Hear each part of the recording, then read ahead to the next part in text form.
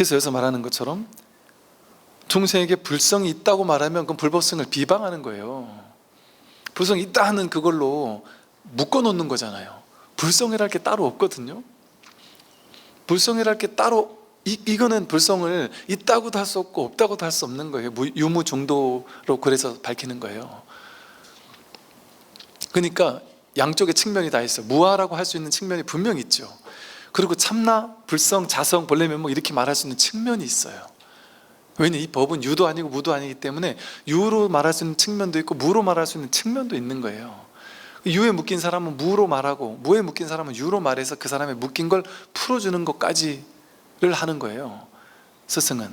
그러면 유를 묶인 사람을 무라고 해서 풀어줄 때 그 말을 듣고 아 무구나 하고 무를 집착하면 그 사람은 어리석은 사람이잖아요. 법문을 제대로 못 들은 사람이잖아요. 그러니까 필기하면 안 된다는 거예요. 그거는 그냥 그 사람의 묶인 걸 풀어주려고 임시로 한 거지 그 말에 묶이라고 한 소리가 아니기 때문에. 그러니까 이걸 모르는 사람은 초기불교는 무하다 이래가지고 부처님의 진짜 말씀은 무하다, 유아인 것처럼 말하는 사람, 선사, 이거 심지어 그런 얘기들이 있다니까요. 우리 큰 스님들 막 법문하고 하면 참나를 깨달아야 됩니다 이러고 막 벌레면목을 깨달아야 됩니다 이러잖아요. 그거 가지고 근본적으로 외도다. 아니, 그럼 우리나라 큰 스님들 다 외도예요. 그냥 완전 몰아붙인다니까요.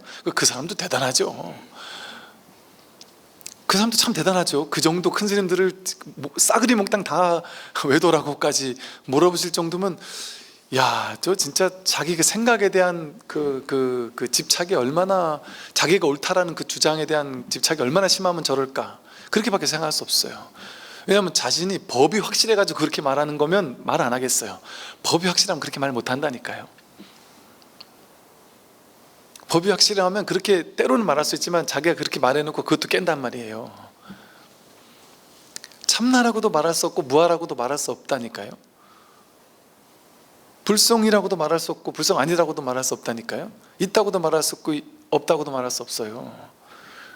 그런데 너무나도 명쾌하게 부처님은 무아를 설명했기 때문에 무아가 진리니까 참나인 것처럼 뭐 불성, 자성, 벌레면목 얘기하는 사람 다 틀렸어. 얼마나 어리석은 거예요. 무아에 집착하는 거죠. 유무 중도를 모르고 없다라는 데 치우친 사람이잖아요. 없어서 나는 없어라는 거에만 치우친 사람이잖아요. 그 중도가 아닌 사람이에요, 그 사람. 그런데 그게 불교라면서 너무 자신만만하게 얘기한단 말이에요, 그 없음을. 왜? 불교 교리니까. 무아는 불교 교리니까. 그러면서 증거를 대봐하면 경전 가져와서 얘기한단 말이에요. 여러분, 경전 가져와가지고 이게 맞고 저게 틀리고 막 이렇게 막 있어 보이는 척 얘기하는 사람들 그 믿을 게 못 돼요. 어떤 분이 그분도 제가 봤을 때는 방편으로 말했다고 봐요. 그건 방편으로밖에 이렇게 말할 수 없으니까 방편으로 윤회 없다 이렇게 했단 말이에요.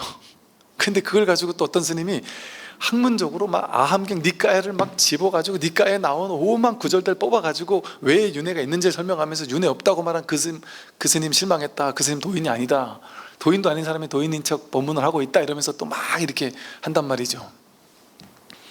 문자 가지고 이거 할 수 있는 게 아니에요. 문자 가지고는 유아를 깰 수 있는 문자 전거가 엄청 많아요. 경전에 있다는 걸 깰 수 있는 전거가 많다니까요. 없다는 걸 깰 수 있는 전거도 엄청 많아요. 논문을 가지고 양쪽을 다 쓸 수 있다니까요. 양쪽을 다 깰 수 있다니까요. 이 논리라는 게 허망한 거예요. 논리라는 거. 이걸 모르니까 우리도 자칫 잘못하면 말만 듣고 왠지 뭐 이렇게 학문 머리가 좋은 사람들은 막 전거 갖다 들이대면서 얘기하면 왠지 있어 보이잖아요. 그럼 우리 혹한단 말이에요, 일반인들은. 그러니까 그거 가지고 질문하는 사람 은근히 많더라고요. 이거 아무리 읽어봐도 맞는 말 같은데 스님 이러면서. 그러면서 윤회가 없다라는 편에서 글을 쓰든지 윤회가 있다는 편에서 글을 쓰든지 이런단 말이에요. 이 양쪽 다 틀렸다니까요. 명백하게 유무 중도, 있다도 아니고 없다도 아닌데 중도적으로 법을 설해야 되는 게 이 공부지. 그리고 이제 딱 한마디 붙인다니까. 이런 사람은 있다 하고 이런 사람 없다 하는데 약간 애매모호하게 있는 것도 아니고 없는 것도 아니라는 식으로 퉁치는 사람도 있다 하더라. 그렇게 얘기하면서 그렇게 얘기하는 사람도 또 같이 그렇게 얘기한단 말이죠. 그러니까 이게 바로 분별의 구조란 말이에요. 분별 아니면 진리가 아닌 줄 알아요. 이거 아니면 저거에 편이 돼야지만 진리인 줄 알아요. 그럼 이것도 아니고 저것도 아니다 생각하면서 본인이 자신이 없으니까 여기도 못 쓰고 저기도 못 쓰는 거 아니냐 뭐 어쩌고 저쩌고 하면서 생각을 가지고 말한단 말이죠. 그러니까 그럴 수 있는 오류가 충분히 중생세간에서는 분별밖에 모르니까 그럴 수 있다는 얘기를 하는 거예요. 그 사람들 뭐 탓한다는 게 아니라, 다만 올바른 안목을 갖춘 사람들은 거기에 혹하지 말아야 된다는 소리인 거예요. 제가 그 사람을 욕하는 게 아니라 그 분별을 따라가는 사람이니까 그럴 수 있죠. 근데 이 공부 진짜 하는 사람은 거기에 혹할 필요 없다. 내가 안목이 있으면 혹하지 않죠. 올바른 중도에 딱 뿌려내리고 있으니까. 그래서 이렇게 말할 수 있단 말이죠. 불성이 있다고 해도 비방이고 없다고 해도 비방이에요. 불성이 있다고 하면 집착이라는 이름의 비방이고, 불성이 있다라는 불성에 집착할 거 아니에요. 있다고 하면. 불성이 없다고 하면 허망이라는 비방이다. 불성이 없어 이러면 우리가 얼마나 허망해지겠어요. 아무것도 없어 이러면 여러분부터가 얼마나 갑자기 허망해지겠어요. 아무것도 없구나. 이게 공에 빠진단 말이에요. 자칫 잘못하면 공에 빠질 수가 있어요. 그러니까 공적, 영지 이런 묘한 얘기를 한단 말이에요. 공적은 공하다, 없다는 얘기 아니에요. 영지, 소수영리하게 아는 미 있다, 이거 있다는 얘기 아니에요. 그 있다는 거예요, 없다는 거예요. 그러니까 중도적으로 이렇게 말할 수밖에 없다니까요.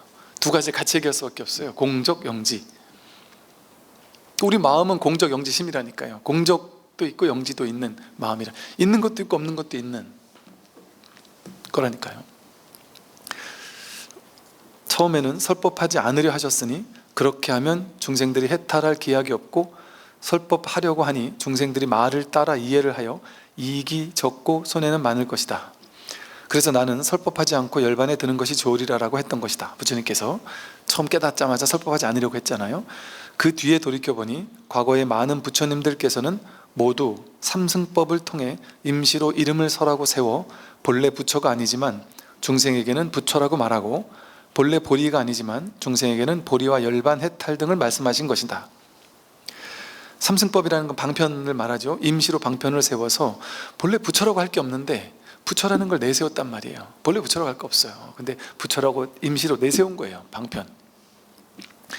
보리, 깨달음, 열반, 해탈, 이게 다 임시로 내세운 방편이에요. 중생이 백가마니의 짐을 짊어진다면 일어서지 못함을 아시고 우선 그에게 한되 한 홈만의 가벼운 짐을 지어준 것이다. 즉 중생의 요의교를 믿기 어려움을 아시고 우선 그에게 불요의교를 설하신 것이다. 이게 막 너무 무거운 거 짊어지고 일어서 가 이러면 못 일어서잖아요. 그러니까 한데 한 홉 정도만 들고, 가벼운 거 들고 일어서려면 버뜩 일어날 수 있잖아요.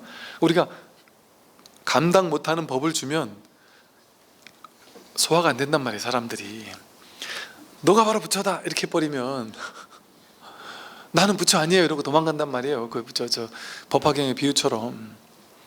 그러니까 방편으로만 설해야 된단 말이에요. 처음에 너 부처야 이렇게 얘기하면 안 들어요. 아 알았어 그럼 넌 부처 아니야? 아닌데 그래도 부처가 될 수 있는 씨앗은 있어. 그 정도면 어때? 괜찮아? 아 그 정도면 내가 믿을 수 있겠는데요? 그럼 너 부처 아니야? 오케이, 너 그냥 부처 될 수 있는 가능성은 있어. 이렇게 말을 바꿨단 말이에요. 거짓말 했단 말이에요. 그 정도는 얘가 요만큼 불성이 있다고 하니까 그 정도는 내가 소화할 수 있다 이렇게 되니까, 그럼 불성이 있어. 그럼 불성을 잘 발현해보자. 그러면 수행을 해야 돼. 이렇게 해가지고 수행이 있는 것처럼 쉬운 얘기부터 시작한단 말이에요. 그래서 조금씩.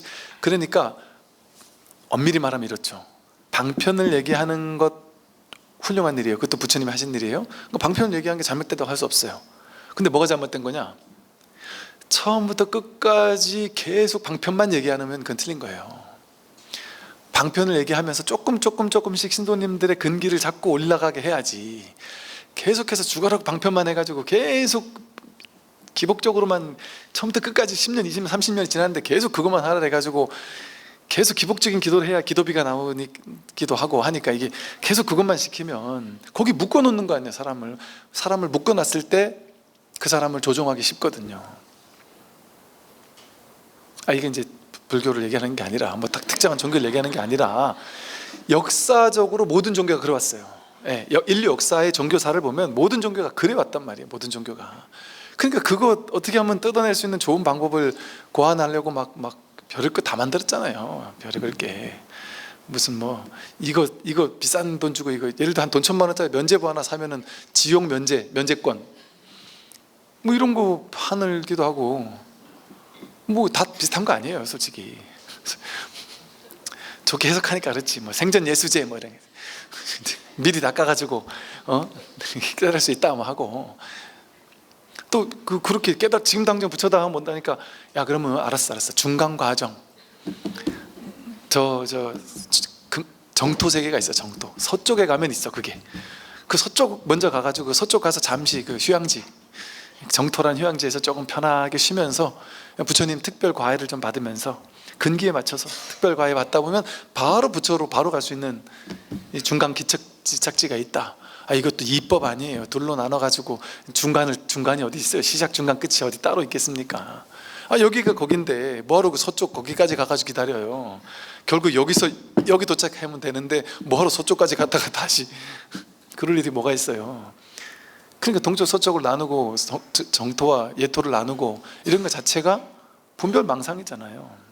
그런데 중생은 소화가 안 되니까 한대 한업 정도, 내가 서방 정도 가라고 하면, 목적지 가라고 하면 좋아한다니까요. 사람들은 뭐 그런 거밖에 안 해봤으니까. 그런 것만 도 같았잖아요. 열심히 하면 거기까지 갈 수 있다 이러면 그건 내가 할 수 있지. 그러니까 그 정도를 하라고 하면은 좋아한단 말이죠 사람들은. 그래서 중생이 요의교를 요의교가 뭐냐면 불법의 요지, 핵심만을 곧바로 설하는 게 요의교라래요. 요의교를 믿기 어려움을 아시고 우선 그에게 불요의교를 말씀하신 것이다. 불요의교는 완전 핵심적인 진실은 아니란 말이에요. 근데 임시로 방편으로는 그것도 허용할 수 있다 하는 정도의 방편의 가르침을 설했다. 그러니까 사실은 대부분 다 방편의 가르침이에요. 불교, 우리가 지금까지 배웠던 공부는 전부 다 불요의교예요. 사실은 곧바로 법을 드러내주는 이 요의교를 감당할 그릇이 안 되니까 불요의교밖에 설할 수 없었던 거예요. 근데 이제 지금은 이 요의교가 너무 오랫동안 잠자고 있다가 지금의 시대에 이렇게 요의교가 이제 드러날 수 있는 시대가 됐다는 게, 이거 진짜로 이게 제가 그냥 과장하는 게 1도 없이 인류 역사가 뭐 수억만 년 됐는지 모르겠어요. 어마어마한 세월이 흘렀다는데, 여러분 그러잖아요. 예를 들어 자본주의 같은 산업혁명 같은 이런 게 나타난 게 인류 역사 전체를 놓고 봤을 때 시간으로 따지면 밤 12시 59분 59초 몇 초 이때쯤 산업혁명 도시혁명이 나오기 시작했다잖아요. 그러니까 우리는 그게 원래 그런 줄 알고 살았지만, 그게 나온 거는 막판에 인류 이렇게 우리가 이 등장한 막판에 나왔으니까 얼마나 오랜 시간, 24시간 내내 우리는 원시인처럼 살았단 말이죠. 어리석게 살았단 말이에요. 이런 진리가 뭔지 법이 뭔지를 모르고 살았단 말이죠. 그러니까 이 오랜 세월, 인류 역사의 그 오랜 세월 동안 요의교는 잠자고 있었단 말이에요. 이 법은 은밀하게 밖에 전할 수 없었어요. 그러니까 오죽해서 밀교란 말이 나올 정도로. 이거 대놓고 말했다간 큰일 났어요. 대놓고 말했다가는 너무 혁명적인 가르침이라 제거 대상이 된다니까요. 그러니까 전할 수가 없었던 거예요. 믿을 만한 사람에게 꼬질리지 않을 만한 믿을 만한 사람인지를 확인했어야 되니까 제자들 테스트도 해보겠단 말이에요. 그런데 최근에 지금의 시대에 와서 난생 처음이야. 인류 역사상 처음으로 대중에게 그 누구나 아무나 들을 수 있는 공개 강연장에서 이 요의교를 얘기해도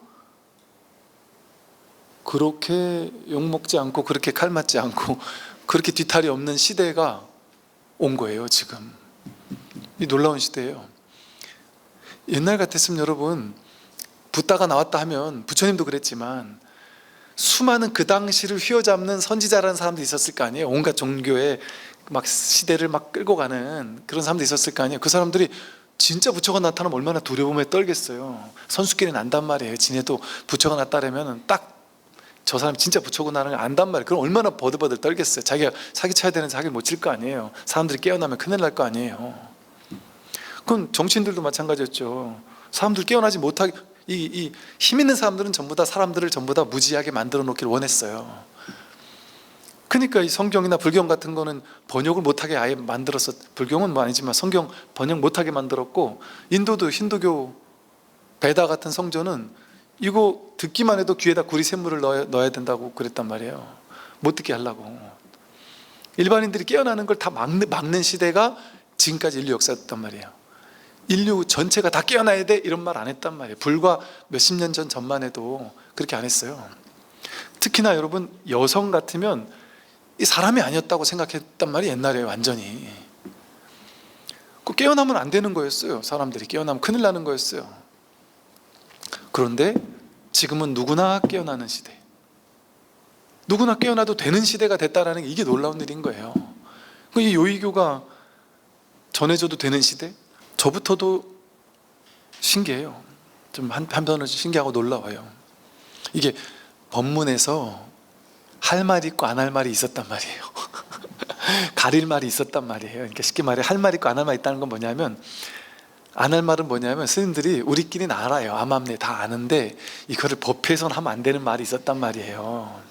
신도님들한테는 가르쳐주면 안 되는 말이 있었단 말이에요. 뭔 말인지 아시죠? 신도님들한테 말하면 안 돼요. 우리끼리 말아야지. 왜냐하면 왜 이게 신도님들을 무시해서가 아니라 신도님들 신심 떨어진다고. 신심 떨어지는 얘기. 이게 어느 정도 안목이 있는 사람에겐 신심 떨어진 얘기가 아니에요. 근데 안목이 없는 사람들한테는 신심 떨어진 얘기예요. 무슨 얘기가? 기도한다고 되겠습니까? 이런 얘기를 하면 얼마나 신심 떨어지겠어요. 절에서 기도하러 왔는데 스님이 기도한다고 되는 게 아니다 이렇게 얘기하면 얼마나 신심 떨어지겠어요. 그러니까 암암리에 선수끼리는 알지만 신도님들한테 공개 법회에서는 그런 얘기하면 안 되는 룰이 있었단 말이죠. 옛날에는. 지금도 사실은 있죠. 왜냐하면 대다수 사람들은 이런 말 들으면 신심 떨어질 수 있잖아요. 아직 근기가 안 되면 이게 소화가 안 될 수 있단 말이에요. 그래도 지금 이제 많이 이제 달라진 시대라는 게 참 신기하고 놀라운 일이죠. 다음을 볼게요. 보통 가르침의 말에는 삼구가 서로 이어져 있으니 초선, 중선, 후선이다. 이게 이제 백장 삼구 법문이에요. 처음에는 그가 좋은 마음을 내도록 해주어야 하고, 중간에는 그 좋은 마음을 부수도록 하고, 뒤에는 매우 좋은 것을 비로소 밝혀주어야 한다. 보살은 보살이 아니라 이름이 보살이다 와 법은 법도 아니고 법 아닌 것도 아니다 등의 구절이 모두 이와 같다. 불법은 이름이 불법일 뿐이다. 또 법은 법이 아니라 이름이 법일 뿐이다. 이런 식의 법문들, 법을 처음에 준단 말이죠. 좋은 걸 준단 말이죠. 법문할 때 그러잖아요. 방편도 그런 거죠. 기도하면 됩니다. 수행하면 됩니다. 이렇게 좋은 걸 준단 말이에요. 그래서 꼬신단 말이에요. 그래서 좋은 걸 줘가 조금 좋은 거, 왜냐하면 너무 좋은 거는 사람들이 겁내하니까, 무서워하니까 큰 짐은 못 지니까 작은 한 대 한 홉 정도의 작은 짐을 질 수 있게 조금 좋은 거 준단 말이에요. 너무 좋은 거 주면 안 받아요. 못 받아요. 무서워서. 그러니까 조금 좋은 거 준단 말이에요. 기도하면 돈 벌 수 있어요. 이건 요만한 거란 말이에요. 도의 도움에 비하면 돈 따위는 돈 100억, 1000억, 1조, 100조는 이거는 요만한 100조가 요만한 거라니까요. 복이 이 법에 비하면. 그게 금강경에 말하는 산술적 비유로도 미치지 못한다 이런 식의 표현이잖아요.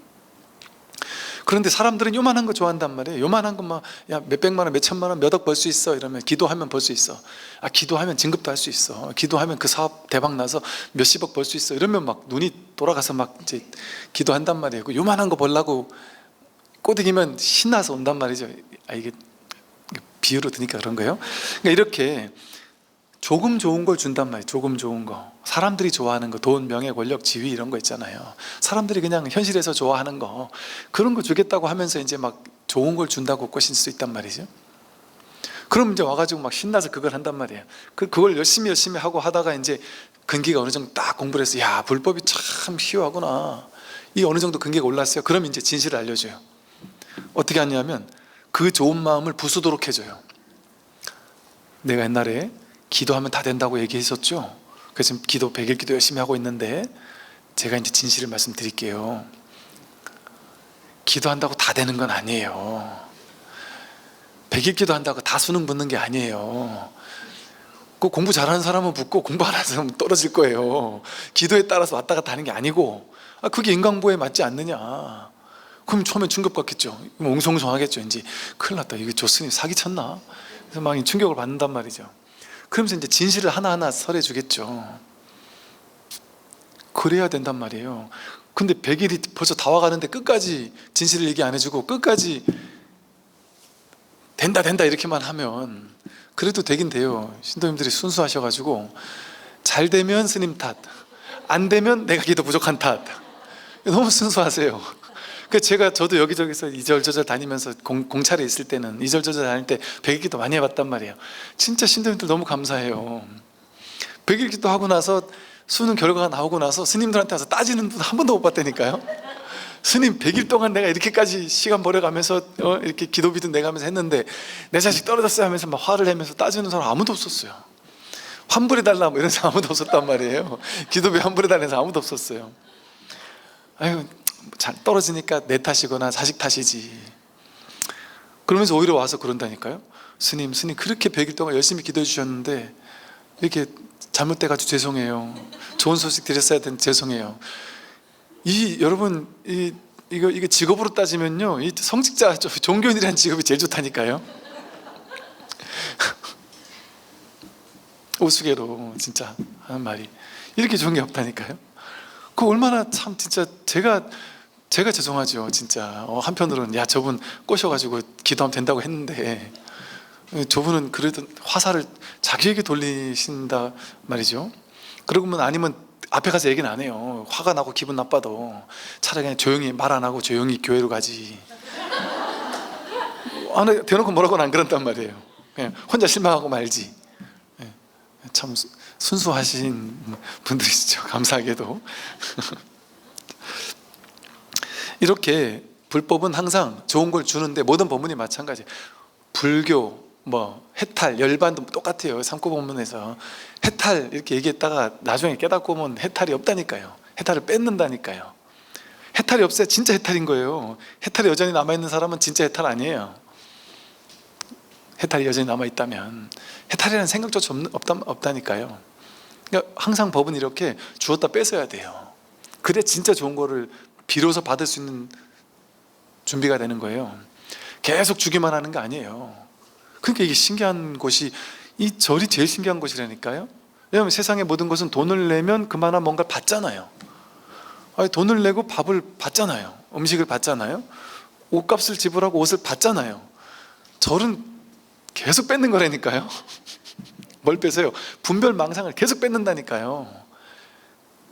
모든 걸 다 뺏어간다니까요. 그냥 그래서 싸그리 몽땅 잘 뺏어갈수록 훌륭한 스님이고 좋은 절이라니까요. 내가 가지고 있는 집착, 망상, 분별을 전부 다 뺏어가서 내가 마음을 비우게 만드는 게 그게 최고라니까요. 그러니까 절에는 기본적으로 뺏기려고 온단 말이에요. 뺏기려고 오는 거예요. 더 뭐 가지려고 오는 게 아니라, 그러니까 처음엔 더 가지려고 오죠, 방편으로. 그러나 나중에는 내가 진짜 뺏겨야 되는 거구나, 나라는 것조차 나중에는 확 뺏겨야 된단 말이에요. 그래서 결국 내가 사라질 때 그때 진짜 깨달음이 드러난단 말이에요. 그 다음을 볼게요. 풀을 베고 나무를 잘라 땅을 파고 개가 나면 과보를 받을 만한 죄가 될까요? 풀을 베고 나무를 자르는 것도 죄가 될까요? 개미를 죽이면 죄가 될까요? 모기를 죽이면 죄가 될까요? 이런 궁금증 같은 거 있을 수 있겠죠. 백장이 말했다. 죄가 있다고 단정적으로 말할 수도 없고 죄가 없다고 단정지어 말할 수도 없다. 죄가 있는지 없는지는 당사자에게 달려있다. 만약 일체에 있느니 없느니 하는 분별법을 탐내고 물들어 취사 선택하려는 마음이 있어서 삼구를 투과하지 못한다면 이 사람에게는 분명 죄가 있다고 말한다. 만약 삼구를 투과하여 마음이 허공과 같으면서도 허공과 같다는 생각조차 내지 않는다면 이 사람에게는 죄가 없다고 분명히 말한다. 이 법을 깨달으면, 삼구를 투과하면 뭐가 죄가 되겠어요 도대체? 여러분, 그 꿈인 줄 깨달은 사람이 자각몽을 꾸고 있다고 보잔 말이에요. 그럼 이게 꿈이에요. 이게 모든 게 꿈이에요. 꿈속에서 막 풀도 뽑고 막 짐승도 죽이고 막 그랬어요. 나쁜 짓도 했어요. 막 사기도 치고 막 나쁜 짓 했어요. 차를 몰고 가다가 누구를 부딪혔어요. 그래서 그 사람이 죽었어요. 꿈속에서. 꿈속에서 오만 가지 막 나쁜 일들이 자꾸 일어났어요. 근데 꿈인 줄 모르는 사람 어때요? 전부 다 죄죠. 그럼 꿈속에서 계속 벌벌벌 떨겠죠. 자기가 잘못한 거에서 벌벌 떨겠죠. 그리고 그 벌벌 떨면서 그 과보를 받겠죠. 꿈속에서는 인과응보가 철저하니까 그 꿈이라는 인과응보 스토리 안에서는 과보를 받는단 말이에요. 그러니까 인과응보도 분명히 있어요. 잘못이 분명히 있어요. 벌벌벌 떨어요. 그런데 내가 이게 자각몽인 줄 알았어요. 꿈에 깼어요. 깼는데 그 꿈속에서 그냥 재미로 그냥 거기서 그냥 한번 거기서 그냥 영화 보듯이 그냥 꿈인 줄 알고 그냥 꿈을 꾸고 있어요. 그러면 꿈속에서 사람을 쳤는데 상관없지 않나요? 꿈인 줄 명백하니까. 꿈속에서 짐승을 치든 뭐 사람을 치든 풀을 뽑든 돈을 막 100만 원을 잃든 막 1000억을 잃어도 상관없잖아요. 1000조를 잃어도 상관없잖아요. 로또가 당첨돼도 좋을 것도 없잖아요. 안 그렇습니까? 그 꿈인 줄 명백하니까. 그와 같단 말이에요. 이 현실이라는 이 현실이 깨닫지 못하면 전부 다 죄가 있어요. 복이 있고. 그러니까 깨닫지 못한 사람도 이거 괜히 머리로만 공부를 해가지고 야 본래 불교에서는 죄도 없고 복도 없다더라 하고 복도 안 짓고 나쁜 짓 막 하고 큰일 나죠. 인강보 분명하니까. 본인은 인강보라는 세계 속에 계속 갇혀 있을 사람인데 이 깨달음의 법에 안목이 없으니까 갇혀 있을 사람 아니에요. 그 사람에게는 인강보가 중요한 거예요. 복 짓는 게 중요한 거예요. 죄를 저지르지 않는 게 중요한 거예요. 그 사람한테는. 즉 의식 수준 깨달음이 가깝지 않은 사람일수록 인과응보 복 짓는 일이 너무 중요한 거라니까요. 반드시 복을 져야 돼요. 현실 세계에서는 죄를 절대 저지르면 안 돼요. 조그만 죄라도 막 소스라치게 놀라면서 죄를 저질러서는 안 돼요. 확실해요. 그런데 이 법에 가까우면 가까울수록 죄다 복이다라는 그게 없단 말이에요. 이 삼구본문을 투과해서 완전히 법의 안목에 딱 개합을 하고 나면 죄가 없어요. 뭘 해도 죄가 없어요. 복도 없어요. 뭘 해도 죄도 없고 복도 없어요. 다 한결같아요. 여여해요. 그냥 죄를 저지른 거나 복을 진 거나 똑같은 일이에요. 한결같아. 이 일이에요.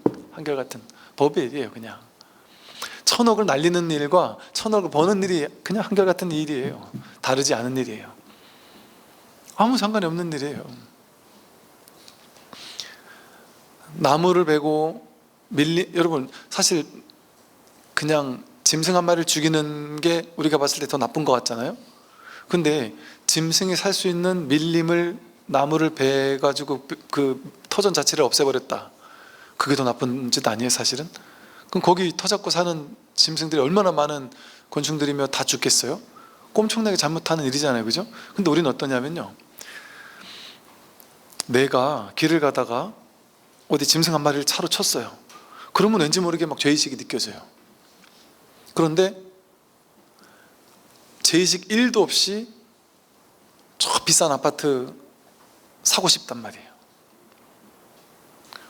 근데 따져보면 이 비싼 아파트를 사려고 하면 그게 다 이 자연에서 나와야 되는 거 아니에요. 그 자재들이, 원천 자재들이. 어쨌든 우리는 자연을 훼손해야지만 건물을 올릴 수 있고 이런 나무를 만들 수 있고 모든 게 자연을 훼손해서 나온 거거든요 사실은. 그렇게 본다면. 근데 그런 것까지는 생각을 안 하잖아요. 우리가 안 하고 살잖아요. 일상적으로죠. 그러니까 뭐가 죄인지 뭐가 복인지를 자기가 생각할 수 있는 만큼만 생각하고 살 뿐이지 진짜 하나하나 따져 들어가기 시작하면 우리는 숨 쉬는 것조차 전부 다 죄예요. 살아있는 게 그냥 죄예요. 죄. 끊임없이 죄밖에 한 발 한 발 걷는 게 죄예요. 운전하는 게 죄예요. 운전할 때 얼마나 많은 개미를 죽이고 얼마나 많은 벌레를 죽이고 그냥 존재 자체가 죄예요. 죄인이에요 우리는. 그런데 또 이걸 또 돌이켜서 연기적으로 또 연결된 자비로 생각하면 숨 쉬는 것조차 자비심이에요. 이웃을 돕는 일이에요. 세상을 살리는 일이에요. 길을 걷는 것조차, 내가 내일을 하는 것조차 온 우주 전체를 연결된 이 전체를 살리고 있는 일인 거예요. 그 두 가지 측면이 동시에 있다니까요. 근데 우리는 그 중에 특별히 죄 쪽인 것만 필터를 맞춰가지고 나는 죄인이야 하거나 복인 것만 필터를 맞춰서 나는 복이야 이렇게 하거나 그거 다 자기 생각이잖아요. 중생은 어떻게 자기가 업이 어떠냐에 따라서, 의식적 업이 어떠냐에 따라서, 분별의식이 어떻게 세상을 배웠냐에 따라서 자기가 죄인이라고도 생각하고 자기는 엄청 복 많은 사람이라고 생각하고 복을 많이 졌다고도 생각해요. 종교전쟁이 일어났을 때 많이 죽일수록 자기는 하나님께 가까이 가는 복을 많이 진 사람이라고 생각했을 거 아니에요. 그 당시는, 어리석었을 때는. 그거랑 비슷하다니까요. 어리석기 때문에 내가 복이 많다고 생각했는데 진짜 복이 많은 건지, 죄가 많다고 생각했는데 진짜 죄가 많은 건지 아무도 몰라요. 알 수 없어요. 다 거짓말이라니까요. 우리가 나는 죄인이야, 나는 복이 많아, 나는 복을 많이 졌어, 모른다니까요. 다 거짓말이에요. 자기 생각이라니까요. 자기 생각 속에서 그렇게 내가 잘났다, 내가 못났다라고 하고 있는 거예요. 진실은 이 모두가 꿈이란 말이에요. 진실은 죄도 복도 없어요. 그게 다 허망한 망상이에요. 분별심이에요. 죄도 없고 복도 없어요. 좋을 것도 없고 나쁠 것도 없어요.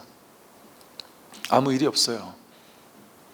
모든 일이 다 일어나는데 아무 일이 없어요. 그게 정멸이에요. 그게 고요함이에요. 고요함의 지혜예요. 그러니 안목을 갖추면 아무리 큰 죄를 져도 죄가 아니에요. 죄가 없다고 말할 수 있어요. 근데 사실 그 없다는 거는 있다 없다 양변에서의 없는 게 아니에요. 그냥 근원적인 원천 무죄인 거예요. 본질적으로 근원적으로 무엇을 해도 무죄인 거예요. 거긴 복이다 죄다라는 말을 붙일 수가 소차 없는 거예요. 거기는 그게 진짜 해탈 아닙니까? 죄로부터도 해탈, 열반, 복으로부터도 해탈, 어디도 묶이지 않는, 얼마나 자유로워요. 무엇을 해도 자유 아니에요? 복도 아니고 죄도 아니고, 그게 해탈이잖아요. 죄에 묶이고 복에 묶이잖아요. 우리는 그게 어리석은 중생이죠. 그래서 이렇게 말할 수가 있죠. 다음에는요, 만약 처음에 아르마리를 가지고 헤아려 분별하면 이를 일컬어 정결이라고 하고, 정결은 뭐 상투를 틀었다 이런 소리인데 그냥 분별한다 이 소리예요. 분별한다 이거를 정결이라고도 표현했다는 거예요. 또 정결에 떨어졌다고도 한다. 그 아르마리로 헤아리는 거, 이것이 모든 번뇌의 근본이다. 아르마리로 헤아려 분별하는 것이 모든 번뇌의 근본이라고 했어요. 스스로 분별심을 일으켜 포승줄도 없는데 스스로를 묶는다. 무승자박이 여기서 나온 말이에요. 무승자박. 바로 이러한 분별심 때문에 세간이라는 25유에 결박된다. 즉 바로 이러한 분별심 때문에 25유가 뭐냐면 윤회하는 존재계를 25가지 세계로 나눈 거거든요. 그러니까 이렇게 무수히 많은 우주, 윤회하는 세계가 있다. 막 욕계색계 무색계가 됐든 뭐 지옥 악의 축생 인간수라 천상이 됐든 뭐가 됐든 무수히 많은 세상으로 윤회한다고 우리는 배웠는데, 그 모든 윤회하는 세상이 자기 분별심에서 나왔대잖아요. 이게 이렇게 들으면 그냥 그런갑다 이렇게 생각하지만 이게 충격적인 얘기죠. 여러분은 내가 태어났다 하는 게 생각입니다. 내가 여자다 하는 게 생각입니다. 내가 늙었다 하는 것도 생각입니다. 내가 죽는다 하는 것도 생각입니다. 이러면 충격인데? 그게 어떻게 생각이지? 말도 안 되는데 그게 어떻게 생각이야? 이러잖아요. 근데 그것만 생각이 아니라 여기서 뭐라 그랬어요? 욕계, 색계, 무색계, 오온 우주 삼라만상, 안드로메다 별까지 알 수 있는 모든 오온 우주 전체가 전부 다 자기 생각이라는 거 아니에요. 자기 분별에서 나왔다는 거 아니에요. 그 얘기잖아요. 윤회하는 존재계 전체가 자기 분별심에서 나와서 분별심으로 이 25유에 결박된다. 윤회하는 모든 세계에 결박되는 건 자기 분별심 요거 때문이다. 다시 일체의 번뇌의 문으로 흩어져 거기에 결박당한다. 이 25유 안에는, 이 세상 안에는 또다시 그 안에서 있는 온갖 있는 것들이 생겨난단 말이에요. 막 돈, 명예, 권력, 지위, 내가 세상을 살면서 더 좋아서 집착하고 싶은 무수히 많은 것들, 그것들이 다 결박당하고 살잖아요. 난 이걸 갖고 싶고 저걸 갖고 싶고 이거 못 가서 괴롭고 저거 못 가서 괴롭고 하는 온갖 세계가 자기 세계에 갇혀서 산단 말이에요. 그 자기가 만든 그 세계 속에 결박당해서 80억 인구가 있으면 80억 개의 우주가 있다니까요. 지구가 있고 자기가 자기를 묶은 것이죠. 이 모든 것이 자기 한 생각 분별인 줄 알면 그 모든 괴로움에서 해탈할 수 있어요. 욕계, 색계, 무색계가 또 일시에 해탈이 된단 말이에요. 3계가 문득 정멸해지는 거예요. 그러니까 부처님을 3계 대도사 이래 부르잖아요. 3계 욕계, 색계, 무색계 온 우주 전체에 있는 일체 중생을 이끌고 가는 지혜로운 스승이다 이렇게 표현한단 말이에요. 3계 대도사. 그러면 우리는 어떻게 생각하냐면 부처님이 이 지구에서만 넘버원이 아니고 우리나라에서만 최고가 아니고 이야, 부처님은 우리가 가보지도 않은 저 안드로메다 별에서부터 온 우주 전체에 최고 높으신 분인가 보다, 이렇게 생각하잖아요. 이 3계가 내 마음에서 나왔으니까 마음을 깨달으면 3계 대도사가 되는 거예요. 자기 마음을 깨닫는 게 3계가 이 마음이니까요. 이 지구 우주만 여기서 나온, 온 우주 전체가 여기서 나왔단 말이에요. 자기 마음에서 나왔어요. 3계 모든 것이 다 여기서 나왔다. 뜻과 말을 이해하여 아는 것을 추구하지 말라. 이해하고 아는 것은 탐냄이니 도리어 병이 될 뿐이다. 다만 있다거나 없다고 하는 모든 것들로부터 벗어나고 또 벗어났다는 분별에서도 벗어나 삼구 밖으로 빠져나간다면 저절로 부처와 차별이 없을 것이다. 이미 본래 부처라면 부처가 말할 줄 모를까 봐 염려하지 말라. 다만 부처가 되지 못한 채 유무의 일체 분별에 빠져 참된 자유를 얻지 못할까 봐 두려울 뿐이다. 이해하고 아는 것, 이건 병이 될 뿐이다. 있다 없다 하는 이 양변이 전부 다 분별에 사로잡혀 있는 것이죠. 그래서 이렇게 분별에 사로잡혀 있는 동안은 산고 밖으로 빠져나갈 수가 없다. 부처가 말할 줄 모를까 봐 염려하지 마라. 그냥 깨닫고 나면, 자기가 부처가 되고 나면 말은 말대로 저절로 다 하게 된단 말이에요. 그냥 분별할 줄 모르지만 분별을 다 한단 말이에요. 분별할 거 다 하고 말할 거 다 하고. 말이 다 분별이잖아요. 근데도 분별할 거 다 하고 말할 거 다 하고 다 해요.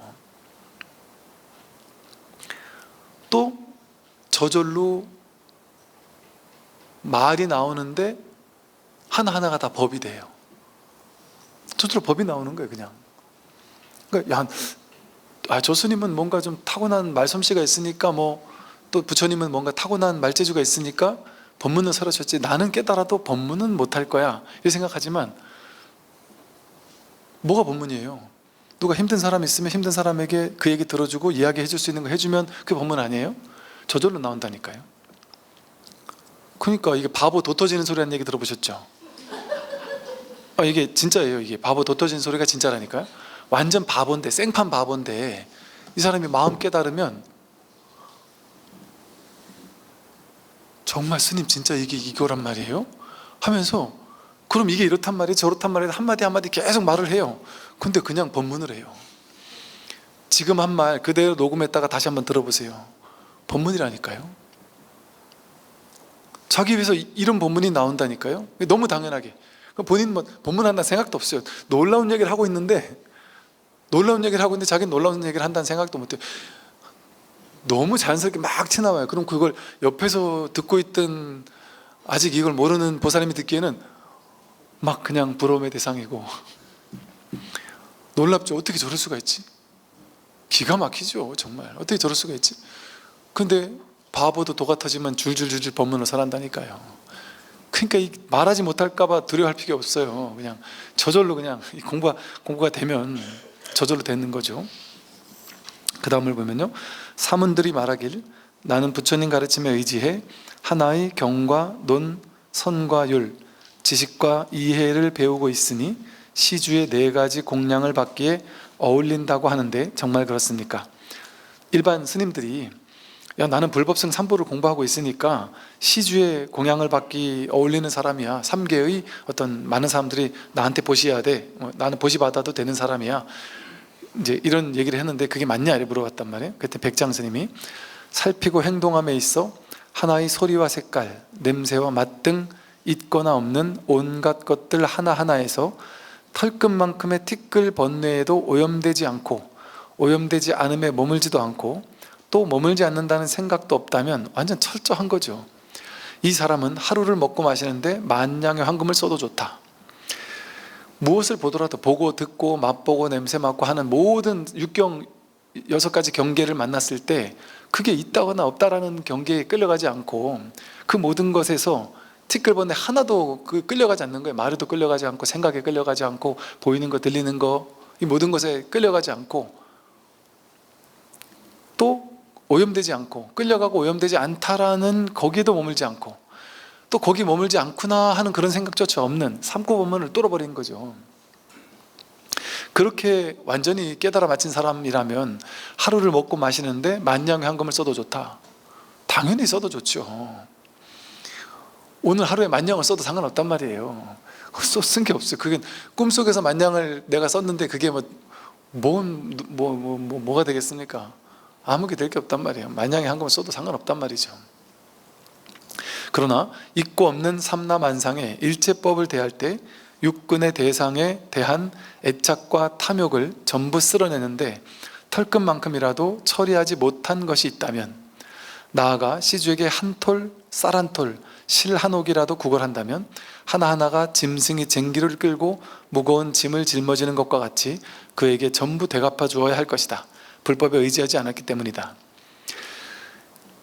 바르게 내가 깨닫지 못해서 육군 경계에, 육군이 육경에 끌려다니고 바르게 깨닫지 못해서 내가 끌려다니는 그런 입장이라면, 아직 내가 바르게 깨닫지 못한 사람이라면, 그래놓고 사람들한테 막 나한테 보시해라, 나한테 보시해라 이렇게 얘기를 하고 한다면 그것은 어떻게 되느냐? 여기서 말한 게 뭐냐면, 스님들이 신도님들한테 잘못 막 보시하라 이러고 막 보시를 강요하고 해가지고 막 이게 시주 은혜를 받았는데 그 은덕을 자기가 깨달음으로 보답해야 되는데 그걸 보답 못하고 그냥 은덕을 받기만 했잖아요. 그러면 그 스님이 죽고 나서 이제 소로 태어나가지고 그 신도님의 집에 소로 태어나가지고 그 신도님들이 매 채찍 때리면서 하는 걸 맞아가면서 평생 그 신도님 밥 주는 걸로 그 신도님한테 받은 시주 돈을 그대로 되갚아줘야 된다는 거예요. 그래서 옛날에 스님이 나중에 소가 되니 뭐 이런 얘기를 많이 하거든요. 스님이 희한하게 소가 된다는 얘기들이 많단 말이에요. 그게 이제 이런 데서 나온 얘기예요. 그러니까 이런 얘기가 있었던 거죠. 그러니까 소 한 마리 이렇게 여러분이 또 이제 보시를 잘 했는데, 난 저절에 보시를 했는데 저절에 스님이 영 마음에 안 드는 것 같다면 크게 가서 원망할 필요 없어요. 다음 생에 오케이, 내가 소 한 마리 그냥 거저 하나 얻겠네 하고 그때 가서 이제 알아서 잘 쓰시면 되죠. 그러니까 그 정도의 과보를 받아야 된다. 그러니까 시주 또 무서운 줄 알아야 된다. 시주를 무서운 줄 알아야 된다, 내 소리죠. 그러니까 진정한 불법에 의지하지 않았기 때문이다 하는 소리죠. 또 그 다음 좀만 더 볼게요. 모든 부처와 일체 중생이 오직 하나의 마음일 뿐 다른 법은 없다. 이거 안 되겠네요. 다음 시간에 하겠습니다.